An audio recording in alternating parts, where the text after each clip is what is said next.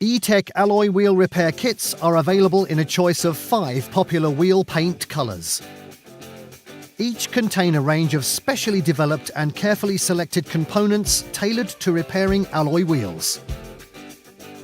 The E-TECH alloy wheel repair range of products offer a cost-effective solution for repairing deep scuffs, scratches and kerb damage to the most vulnerable areas of the outer wheel rim and most other superficial non-structural surface damage.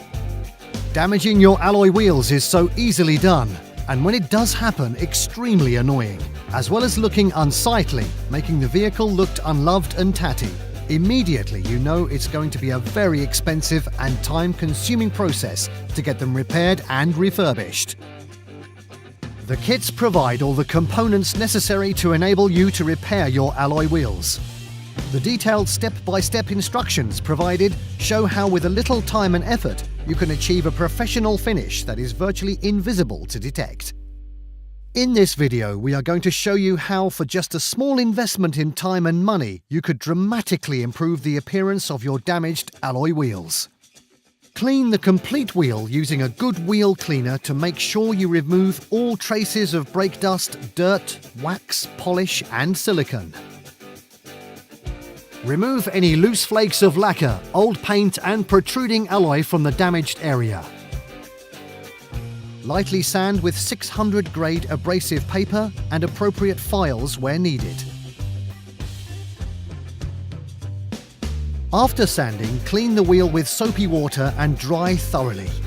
Then clean the wheel with E-TECH Technic Surface Deep Cleaner to make sure there are no traces of silicone or polish and maximize the putty's bond to the surface. Using a pair of scissors, cut across a section of E-TECH alloy wheel putty and remove the plastic wrapper.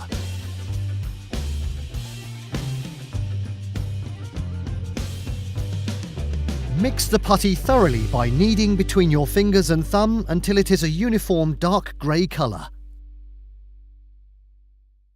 Place the flexible wheel shield between the wheel rim and tyre to offer an edge, preventing the putty getting between the wheel rim and the tyre.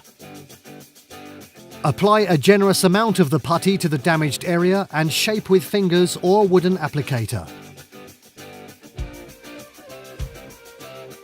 Allow the putty to cure for about 1 hour. Start sanding the putty using the coarse abrasive paper and/or the appropriate file to get the putty level with the wheel, and then work your way down using the finer grades of abrasive paper until a smooth finish is achieved. Take care to shape the filler so it matches the contours in the wheel and there are no sharp edges that could damage the tyre. Use the finest grade abrasive paper. Key the surrounding area that you want to paint so that the E-TECH alloy wheel paint can adhere to the surface. Once you have finished sanding the wheel, clean it thoroughly with soapy water to remove all traces of dust and debris and then dry thoroughly. Finally, wipe over the wheel with the E-TECH degreasing sachet to remove any contamination left on the wheel.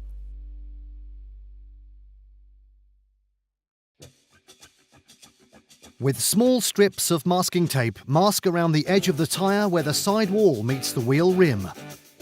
Place newspaper around the tyre and tape it to the masking tape to protect the tyre from overspray. For this refurbishment, we have decided to use a primer. In some cases you will not need to prime, it depends upon the original condition of the wheel. We are using E-TECH Technic Repaired Surface Primer to give us a really good foundation for the top coat of paint. Shake can for 2 minutes and then apply using a smooth side-to-side motion, building up 2 to 3 thin coats and allowing approximately 10 minutes between coats to dry.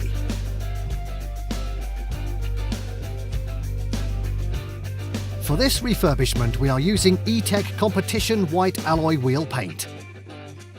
Shake can for 2 minutes and then apply using a smooth side-to-side motion, building up 2 to 3 thin coats and allowing approximately 10 minutes between coats to dry. Our fine mist clear lacquer provides the finishing touch and gives your alloys a high-gloss wet look finish. Shake can for 2 minutes and then apply using a smooth side-to-side motion, building up 2 to 3 thin coats and allowing approximately 10 minutes between coats to dry. Allow the final coat to dry before removing the masking tape and paper.